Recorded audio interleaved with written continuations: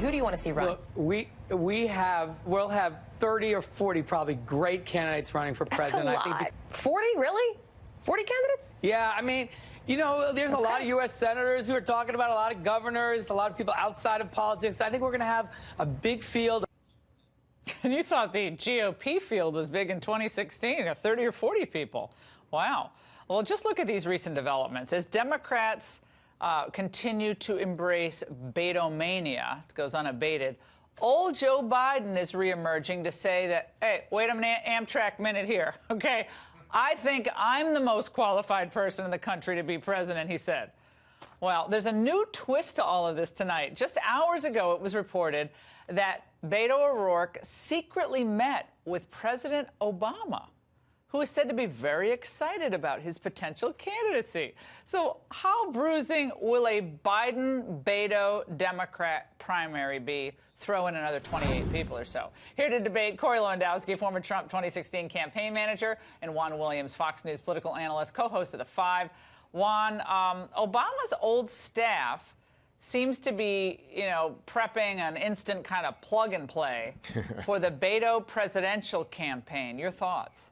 Well, not quite. I mean, Rahm Emanuel, the mayor of Chicago, has said, you know, you got to win something, and he thinks the idea that Beto O'Rourke did not win versus Ted Cruz in Texas means that he shouldn't be a contender here. He's got to prove that he can be a winner.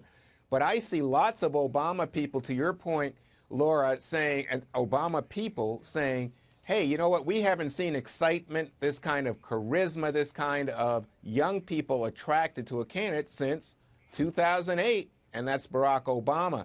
And by the way, in Iowa, they've just done a survey, and it came back that most of Iowa Democrats say they'd like to see a young, energetic, new face on the scene. And I don't think there's anyone who fits that bill better than O'Rourke. Yeah, but of course, his old vice president, Corey, Joe Biden, clearly isn't feeling the love here. I mean, he is pretty experienced.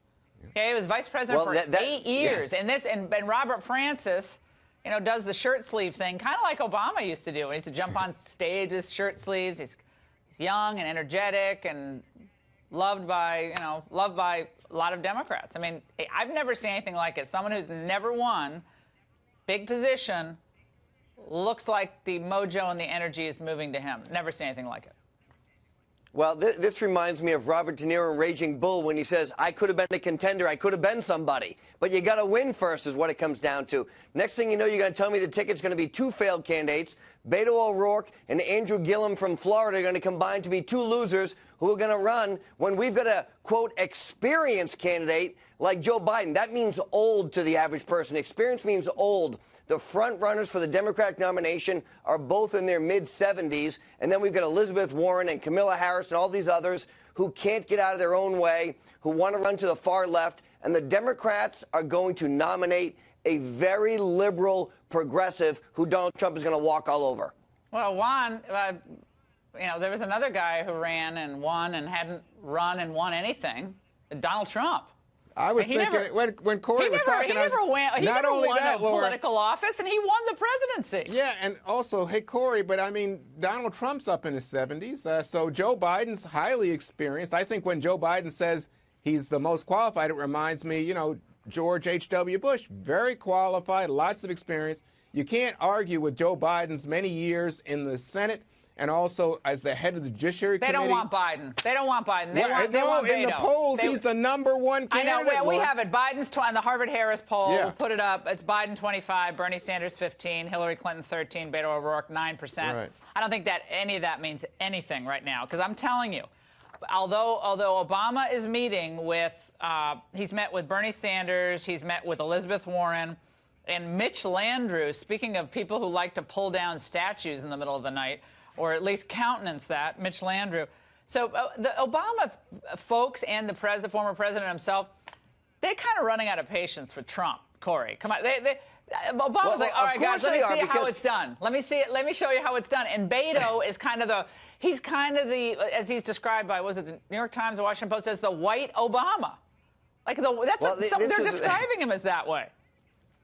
Look, Obama has seen all of his signature policies reversed under this president. He's seen the economy explode. He's seen the magician that he claimed didn't exist, which is Donald Trump, bring jobs back to our country. He's seen this president renegotiate bad trade deals, and he wants anybody who can challenge him. The problem is, look, in the 2016 election, we had the adult debates and we had the children's debate, which was two separate stages. Now with 30 candidates, we're going to have the geriatrics debate, the losers debate, and everybody else on the stage. I mean, it's amazing. We're going to have 30 people. You got to be kidding me. Oh, all right, guys. I want to get your thoughts on something else, though, because tonight we're mourning the passing of a presidential campaign that never got off the ground. Michael Avenatti announcing on Twitter that he will not run in 2020. Could we possibly get the porn star attorney to change his mind and give Joe and Beto and Kamala a run for their money? Juan.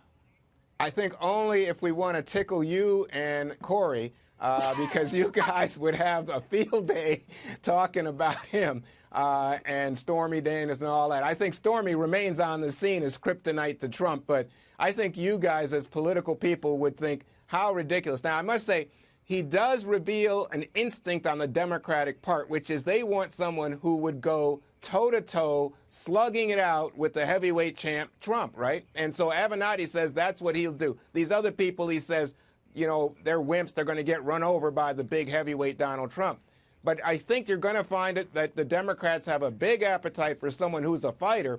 But you know, to me, Avenatti has just too many deficits, too many flaws going in. He's too much of a target for you guys. Yeah, well, he talked about you need a fighter in 2020, and right. Yeah, we get that. But you also need someone who comes with some level, I think, of gravitas and experience. I mean, who knows where we'll be in 2 years in the economy? Certainly hope the economy's doing well in 2 years.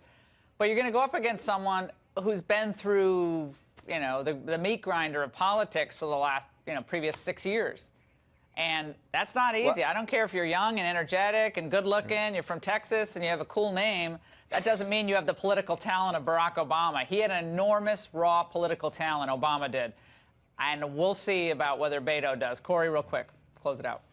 Well, I agree with Juan. I don't think anybody whose nickname is Creepy Porn Lawyer had a real chance of being the Democratic nominee. I could be wrong, but I don't think it's a great nickname to get into politics with, especially a guy who's been thrown out for not paying his bills. He has all these liens against him. I think Creepy Porn Lawyer had no real chance anyways. All right, guys, thanks so much.